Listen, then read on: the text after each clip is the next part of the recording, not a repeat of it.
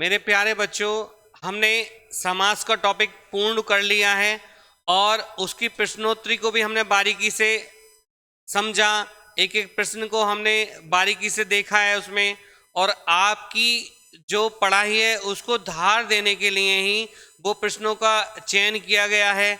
आज की कक्षा में हम जो कारक टॉपिक है, जो परीक्षा में 2 नंबर का और मिनिमम 2 नंबर का और मैक्सिमम 4 अंक तक प्रश्न पूछे हैं जाते हैं, और साथ ही साथ उसमें वर्तनी से संबंधित भी प्रश्न रहते हैं। जो वाक्य शुद्धि होती है वहां पर भी उसका बहुत महत्वपूर्ण योगदान है।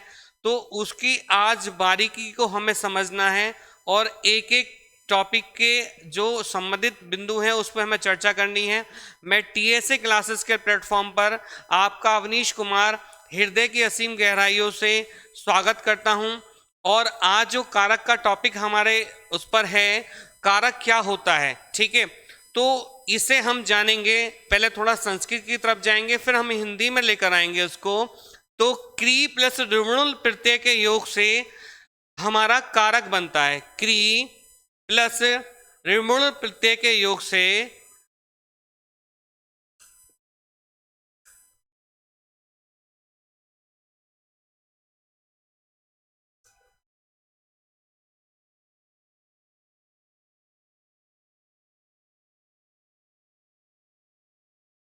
अभी जानेंगे हम।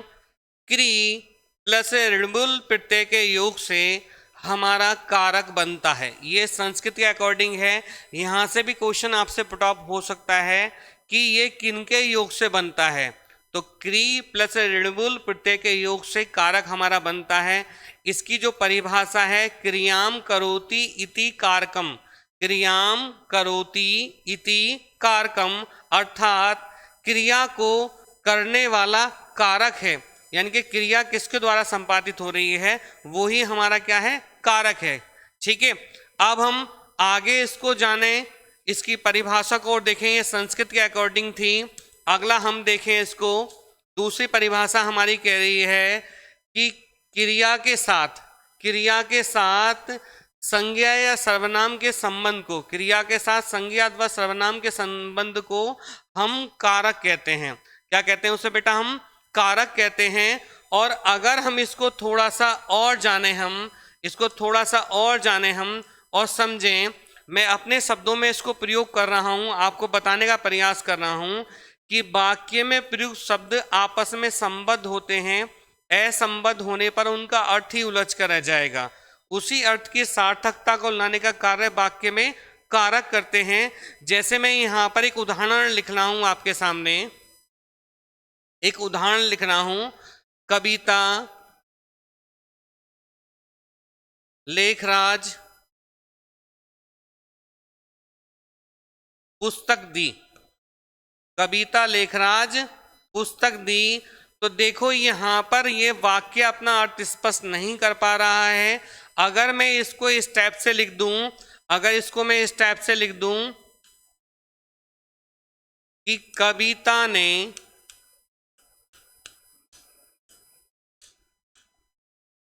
लेखराज को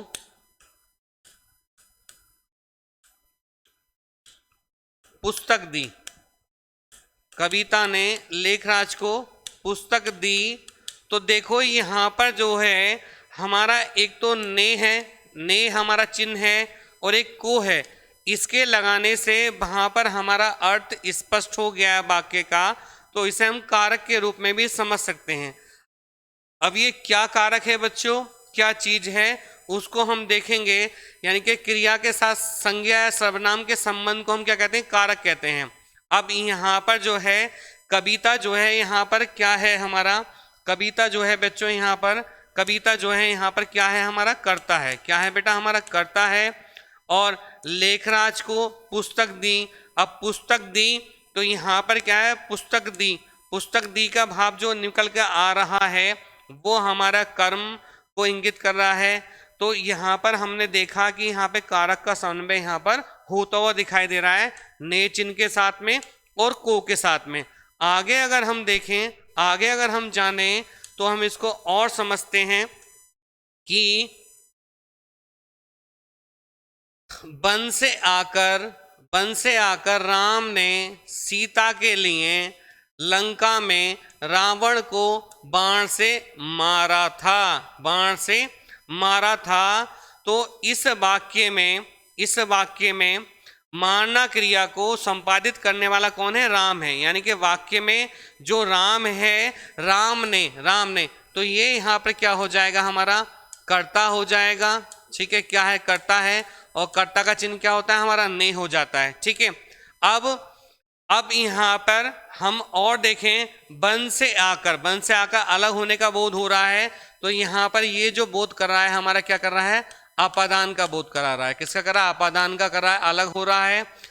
के लिए, सीता के लिए, अगर सीता के लिए की बात करूं मैं, अगर सीता के लिए की बात करूं यहाँ पर, तो हम देखेंगे सीता के लिए, तो सीता के लिए यहाँ पर जो आ रहा है, ये यहाँ पर जो बनना है हमारा, क्या बनना है बेटा? संप्रदान बनना है। क्या बनना है? संप्रदान बनना है।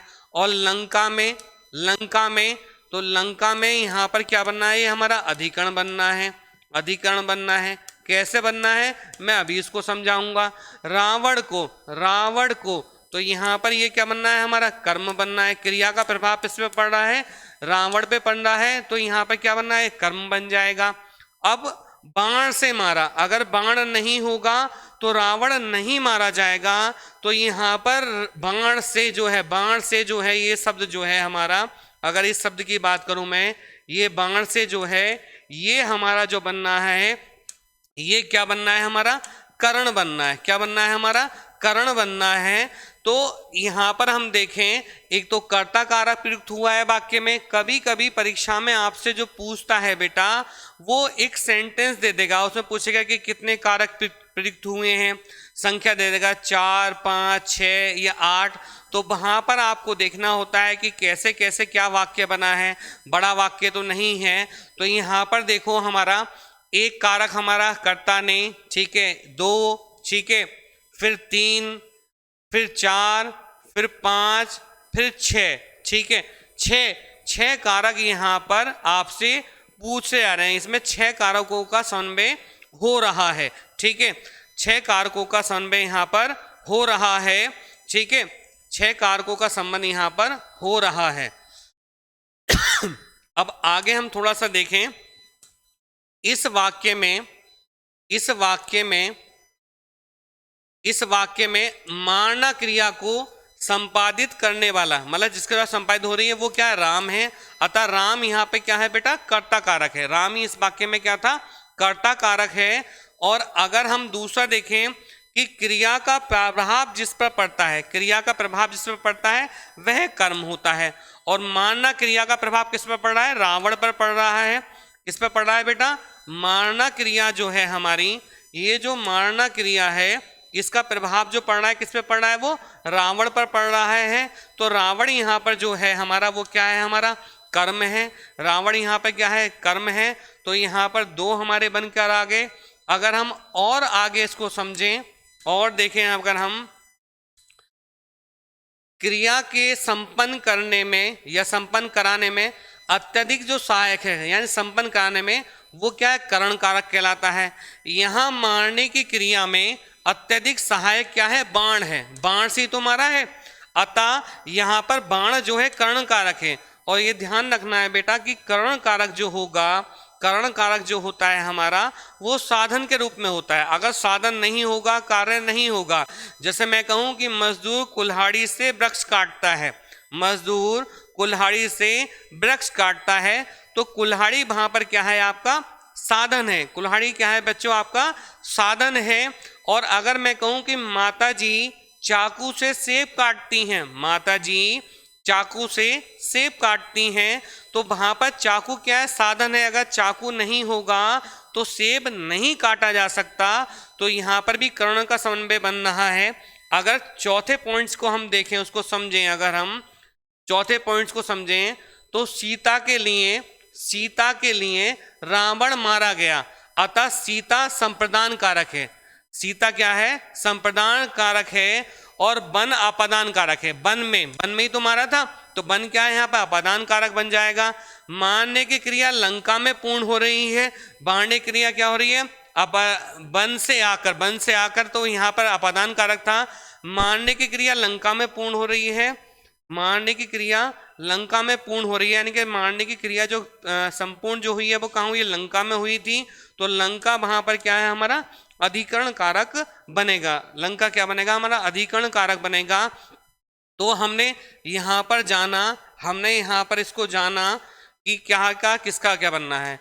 इस सेंटेंस को आप पुनः देख लीजिए कि वन से आकर राम ने, आप अपनी उत्तर पुस्तिका पर उसको नोट कर लीजिए, वन से आकर राम ने सीता के लिए, वन से आकर राम ने सीता के लिए लंका में रावण को बाण से मारा, लंका में रावण को बाण से मारा। ये एक पूरा सेंटेंस है।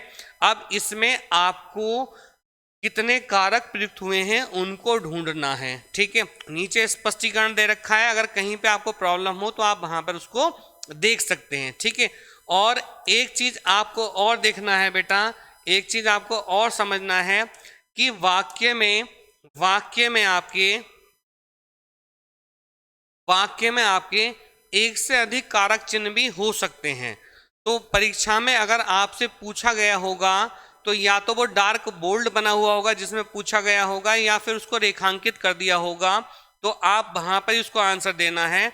अपने मन अनुरूप प्रश्न का उत्तर नहीं देना है। जो परीक्षा में पूछा गया है बड़ी समझदारी के साथ में आपको प्रश्न का उत्तर देना होता है, बड़ी सरसरी नजर से पढ़ना है, और पढ़ते ही उसका आंसर एकदम नहीं देना है, दिमाग में भी क्रिया हो जाने देना कि क्या पूछना चाह रहा है, क्या भाव है उसमें। कहते हैं ना कि सावन के अंधे को सब हरा ही हरा नजर आता है। तो परीक्षा में जो चारों विकल्प होते हैं परीक्षार्थी के सामने, वो सारे के सारे सही लगते हैं, और आप जल्दबाजी में या हड़बड़ाहट में या ओवर कॉन्फिडेंस में उस क्वेश्चन को गलत कर लेते हैं। और यहाँ पर आपको ये जान लेना नितांत आवश्यक बन जाता है बेटा कि हिंदी में राम स्कूल जाता है तो राम ही स्कूल जाता है, ना तो वो कैलिफोर्निया जाएगा, ना अमेरिका जाएगा, ना स्वीडन जाएगा, ना यूक्रेन जाएगा, कहीं पर नहीं जाएगा। तो आपको ये बात दिमाग में बैठा लेनी है कि दिन का विलोम रात होता है तो रात ही होगा, ना सांझ होगा, ना अर्धरात्रि होगा, कुछ नहीं बनेगा वहां पर। तो आप इस बात को समझ लीजिए, क्योंकि हिंदी में आपको परीक्षा में अगर आपको पूरे पूरे नंबर लेकर आने हैं तो बस बारीकी का आपको ध्यान रखना है, क्या प्रश्न में पूछ रहा है कि विलोम है या नहीं है, कारक प्रयुक्त हुआ है या नहीं वाले प्रश्नों को आराम से देखना है, जल्दबाजी नहीं करनी है। चैनल को आप देखते रहिए, वीडियो अच्छी लग रही है उसको लाइक और सब्सक्राइब करिए, पॉज कर करके देखिए उसको, ठीक है। और कोई प्रॉब्लम है तो उसको भी आप बताइए, ठीक है। अब हम यहाँ पर बात करते हैं कारक की। कारक, एक तरफ कारक लिखे हुए हैं टेबल में। कारक जो होते हैं बेटा हमारे 8 कारक होते हैं। कितने कारक होते हैं हमारे? 8 कारक होते हैं। और संस्कृत में जो है 6 विभक्तियों की बात करते हैं। कारक को हम विभक्ति के रूप में भी यहाँ रख सकते हैं। अगर हम संज्ञा प्रथमा, द्वितीय, तृतीय, चतुर्थी, पंचमी, षष्ठी, सप्तमी और संबोधन की बात करते हैं, तो संबोधन में कर्ता का स्थान में रहता है, तो मूल रूप से 6 मानी जाती हैं वहां पर। अगर हम यहाँ पर देखें तो एक तरफ हमने कारक रखे हैं और एक तरफ चिन्ह रखे हैं। चिन्ह का ही दूसरा नाम क्या होता है हमारा? परसर्ग होता है। ये क्वेश्चन भी परीक्षा में इस समय ट्रेंड में है और हरियाणा में पूछा गया है कि जो कारक चिन्ह होते हैं इनका दूसरा नाम होता है, जैसे ने, को, में, पर से, ये जो चिन्ह होते हैं इनका दूसरा नाम क्या होता है बेटा? परसर्ग होता है। क्या होता है दूसरा नाम इनका? क्या बनता है हमारा? परसर्ग बनता है। इन्हें क्या कहते हैं? दूसरा नाम क्या है इनका? परसर्ग है। इनका दूसरा नाम क्या? परसर्ग है। अगर मैं यहाँ पर बात करूं, पहला जो कारक है कर्ता कारक है, इसका चिन्ह क्या है? ने है, ठीक है। ऐसे दूसरा क्या है? कर्म कारक है, इसका चिन्ह क्या है? को है। तीसरा हमारा कर्ण कारक है, तीसरा हमारा कर्ण कारक है, इसका चिन्ह क्या है? से, साथ, द्वारा है। चौथा हमारा संप्रदान कारक है, इसका चिन्ह क्या है? के लिए है। लेकिन यहाँ पे कर्म कारक का को चिन्ह भी प्रयुक्त होता है, ध्यान रखना है, विशेष बात है, मैं समझाऊंगा अभी इसको। अगला है अपदान कारक। अपदान से मतलब क्या है? से का चिन्ह होता है। से कर्ण में भी रहता है लेकिन वहां पर चीज जुड़ेगी और यहाँ पे क्या कोई चीज अलग होगी। अगला है संबंध कारक। संबंध का चिन्ह का, की, के होता है और रा, री, रे भी होता है, ठीक है। ऐसे अगला चिन्ह है अधिकरण का। में, पर, पे होता है, तो यहाँ पर में, पर, पे इसमें कोई समानता नहीं है। संबोधन का अर्थ होता है हे, अरे और ओ रहता है हमारा, ठीक है।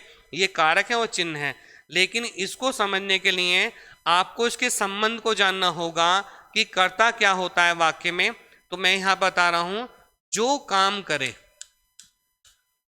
जो काम करे वो वाक्य में क्या होता है, कर्ता होता है। ये बात आपको कहीं नहीं मिलेगी, ये थोड़ी सी अलग है। और ये टेबल अगर आपने समझ ली तो मैं आपसे पूरे दावे के साथ कह रहा हूं कि आपका एक भी प्रश्न यहां पर गलत नहीं होगा। जो काम करेगा वो क्या होगा, वाक्य में कर्ता होगा। कर्म क्या होता है, जिस पर क्रिया का प्रभाव पड़े, जिस पर क्रिया का प्रभाव पड़े, जिस पर क्रिया का प्रभाव पड़े वो क्या बनेगा, हमारा कर्म बनेगा। जिस पर क्रिया का प्रभाव पड़ेगा वो क्या बनेगा, आपका कर्म बनेगा। दूसरा क्या है, करण। करण क्या होता है, जिस साधन से कार्य हो, जिस साधन से कार्य हो। मैं भी समझाऊंगा सबको, जिस साधन से कार्य हो, जिस साधन से कार्य हो उसे हम क्या कहेंगे, करण कहेंगे। संप्रदान क्या होता है, संप्रदान क्या होता है, इसे संबंध में समझेंगे, जिसके लिए कार्य हो, जिसके लिए कार्य हो या कार्य संपादित हो। इसको हम ऐसे भी समझ सकते हैं, जिसके लिए कार्य हो या कार्य संपादित हो। अगला है अपादान। अपादान में क्या होता है, जिससे कोई वस्तु अलग हो, जिससे कोई वस्तु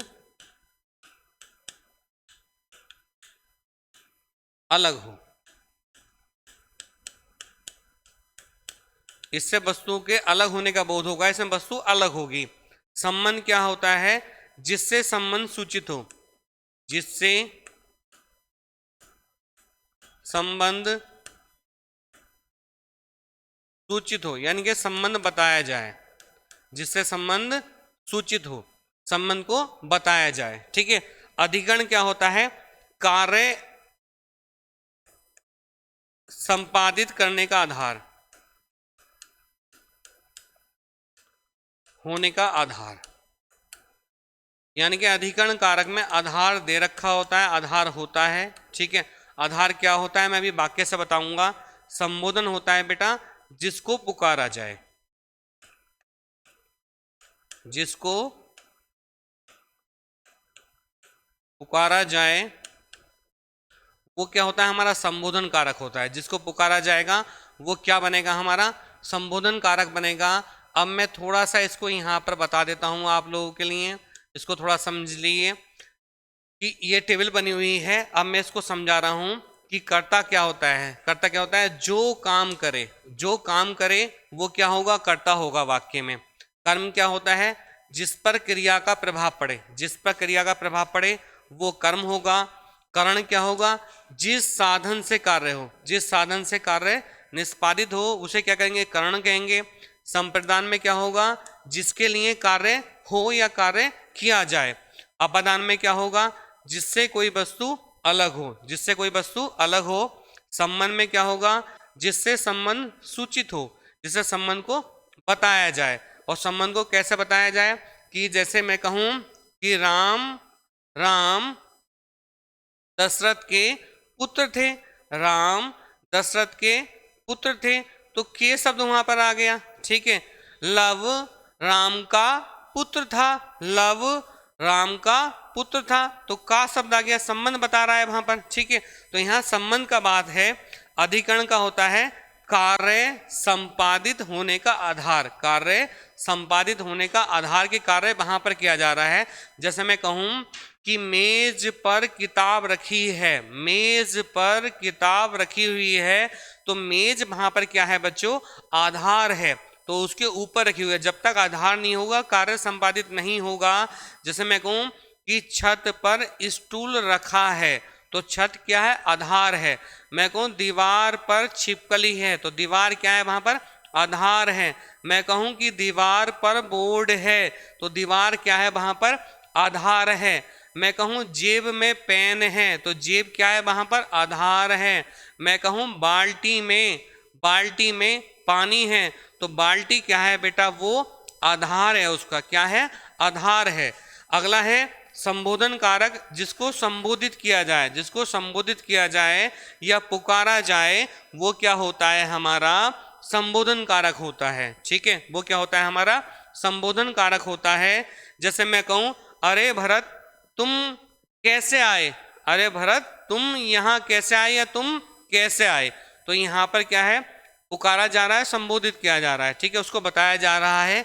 तो यहाँ पर जो काम करे, ठीक है, जैसे राम पत्र लिखता है तो राम यहाँ पे करता है, कर्म क्या होता है, राम ने फल खाया, क्या खाया, फल खाया, तो क्रिया का प्रभाव किस, क्या खाया, फल खाया, तो प्रभाव किस पड़ रहा है, फल पे पड़ रहा है, तो वहां पे क्या बन गया, हमारा कर्म बन गया, हमारा कारण होता है। जैसे मैं कहूं कि राधा राधा पेन से लिखती है, तो पेन वहां पे क्या है, साधन है, तो यहाँ पे क्या, करण का समन्वय हो गया, जिसके लिए कार्य हो। जैसे मैं कहूं कि पिताजी बच्चों के लिए मिठाई लाए, पिताजी बच्चों के लिए मिठाई लेकर आए, या जैसे मैं कहूं कि माताजी बच्चों के लिए इडली लाई, माताजी बच्चों के लिए इडली लाई, तो किसके लिए, बच्चों के लिए क्या लाई, इडली लेकर आई। तो यहाँ पर जो संप्रदान का समन्वय है, अपादान में होता है कोई वस्तु अलग होने का बोध हो। जैसे सीधा सा उदाहरण है, बहुत पूछा आता है कि रेलगाड़ी प्लेटफॉर्म से जा चुकी है, तो रेलगाड़ी प्लेटफॉर्म से अलग हो गई है। दूसरा सेंटेंस पूछा आता है, वृक्ष से पत्ते गिरते हैं, वृक्ष से पत्ते गिरते हैं, ठीक है, लड़की छत से उतर रही है, लड़की छत से उतर रही है, तो वहां पर भी हमारा क्या होगा, अपदान का बोध होगा। संबंध अधिकरण पे मैंने पहले चर्चा कर ली है, तो आगे हम इसको समझते हैं, एक एक बिंदु को हम इसको यहाँ पे आत्मसात करते हुए समझेंगे। ये टेबल आपके लिए अति महत्वपूर्ण है, इस टेबल को आप कंठस्थ करने का प्रयास करो। एक बार मैं समझाया, दोबारा इसको पॉज करके देखो, तो आपका एक भी प्रश्न गलत नहीं होगा। ये जो वीडियो है आपके वीडियो के लिए, जीडी के लिए, हाई कोर्ट्स के लिए अति महत्वपूर्ण है, क्योंकि इससे ही आपके मिनिमम 2 और मैक्सिमम 4 से 7 क्वेश्चन तक बन जाएंगे, क्योंकि वाक्य शुद्धि का समन्वय भी वहां पर उसमें रहेगा। तो आगे हम इसको थोड़ा सा रूप इसको दे रहे हैं, आगे इसको रूप दे रहे हैं हम, थोड़ा सा 1-2 कारकों पे हम चर्चा करते हैं, और 1-2 कारकों को हम यहाँ पर पढ़ते हैं, 1-2 कारकों को हम यहाँ पे पढ़ते हैं और हम इसको देखते हैं थोड़ा सा। तो पहला जो कारक है बेटा हमारा, पहला जो कारक है हमारा, वो है हमारा कर्ता कारक। कौन सा कारक, कर्ता कारक है। और कर्ता कारक की अगर हम बात करें, कर्ता कारक की बात करें अगर हम, तो कर्ता कारक को हम यहाँ पर देखेंगे कि कर्ता कारक क्या कह रहा है। कर्ता कारक क्या कह रहा है हमारा, कि कर्ता अर्थात करने वाला, शब्द के जिस रूप से क्रिया करने वाले का बोध हो, बोध मतलब होता है ज्ञान हो, उसे कर्ता कारक कहते हैं। इसका जो विभक्ति चिन्ह है वो ने है, इसका विभक्ति चिन्ह क्या है बेटा, ने है। जैसे मैं कहूं सुधा ने लेख लिखा, तो सुधा ने लेख लिखा, तो ने शब्द यहाँ पर क्या है, कर्ता कारक का है, ने शब्द यहाँ पर क्या है, कर्ता कारक का है। दूसरा है अंशु ने भोजन किया, तो अंशु ने, अंशु करता है, वहां पर क्या है, ने शब्द का प्रयोग हो रहा है, तो यहाँ पर क्या है हमारा, ये कर्ता कारक का समन्वय बनना है। तीसरा उदाहरण है श्याम ने मिठाई खाई, तो ने यहाँ पर फिर आ रहा है, तो ये क्या बन गया हमारा, ये क्या बन गया यहाँ पर हमारा, कर्ता कारक का उदाहरण यहाँ पर बन जाता है, कर्ता कारक का उदाहरण बन जाता है। दूसरे पे हम चर्चा करते हैं, दूसरे को समझते हैं हम। दूसरा जो हमारा कारक है वो कर्म कारक है। क्या है बेटा, कर्म कारक है। और कर्म कारक हमारा क्या कहता है, इसको थोड़ा अच्छे से समझते हैं कि कर्म कारक क्या है। ये जो है जिस पर क्रिया का प्रभाव पड़े, जिस पर क्रिया का प्रभाव पड़े उसे कर्म कारक कहते हैं। और इसका जो विभक्ति चिन्ह है वो क्या है हमारा, को है। इसका विभक्ति चिन्ह क्या है, को है। जैसे मैं कहूं आचार्य ने शिक्षक को पढ़ाया, आचार्य ने शिक्षक को पढ़ाया, ये सेंटेंस हुआ। तो यहाँ पे को शब्द यहाँ पर आ रहा है, को शब्द आ रहा है, किसको पढ़ाया, शिक्षक को, ठीक है, आचार्य ने शिक्षक को पढ़ाया, तो यहाँ पर क्या है, को किसको पढ़ाया, शिक्षक को, तो को शब्द का समन्वय आ रहा है। माँ ने बच्चे को सुलाया, माँ ने बच्चे को सुलाया। अब देखो यहाँ पर देखो 2 कारक हो रहे हैं, लेकिन हमसे जो पूछ रहा है, परीक्षा की दृष्टि में जो पूछ रहा है, इस को से मतलब कर रहा है, को से बात कर रहा है हमारी। तो को यहाँ पे क्या है हमारा, कर्म कारक का है, को हमारा किसका, कर्म का है। लेकिन ये को जो है हमारा संप्रदान में भी मिलेगा, लेकिन वहां पे भाव किसी के लिए कार्य होगा। अगला है कृष्ण ने कंस को मारा, कृष्ण ने कंस को मारा, तो देखो को शब्द फिर आ गया हमारा। फिर है सीमा ने तनीषा को पीटा, सीमा ने तनीषा को पीटा, तब इसमें भी देखो यहाँ पे कर्म कारक आ रहा है। तो इन सेंटेंस में यहाँ पे कर्ण कारक का समन्वय हो रहा है, और ये हमारा यहाँ पे क्या है, कर्म कारक यहाँ पर बन रहा है। अगर हम थोड़ा सा इसको और देखें, इसको समझें, यही आपको विशेष बात है आपके लिए कि चेतन या जीवधारियों के साथ को चिन्ह का प्रयोग करते हैं, अन्य के साथ हम इसका प्रयोग नहीं करते। जैसे मैं ये सेंटेंस लिख दूं, ये वाक्य शुद्धि में आपसे पूछा जा सकता है, वाक्य शुद्धि में पूछा जा सकता है, तो अभी आपको पता लग जाएगा कि अम्मी और अब्बू में कितना बड़ा अंतर है। देखो ये सेंटेंस आपको लग रहा होगा, मोहन ने समाचार पत्र को पढ़ा, ये वाक्य शुद्ध है, ये अशुद्ध है। तो ये वाक्य यहाँ पर अशुद्ध है, क्योंकि जो कर्म कारक का जो को चिन्ह है, कर्म कारक का जो को चिन्ह है हमारा, कर्म कारक का जो को चिन्ह है, कर्म कारक का जो को चिन्ह है, कर्म कारक का जो को चिन्ह है, ये केवल क्या होगा बेटा, हमारा सजीव चीजों के साथ में लगेगा, चेतन चीजों के साथ में लगेगा, निर्जीव चीजों के साथ में यहाँ पर ये नहीं लगेगा। और इस सेंटेंस का शुद्ध सेंटेंस होगा वो क्या होगा, मोहन ने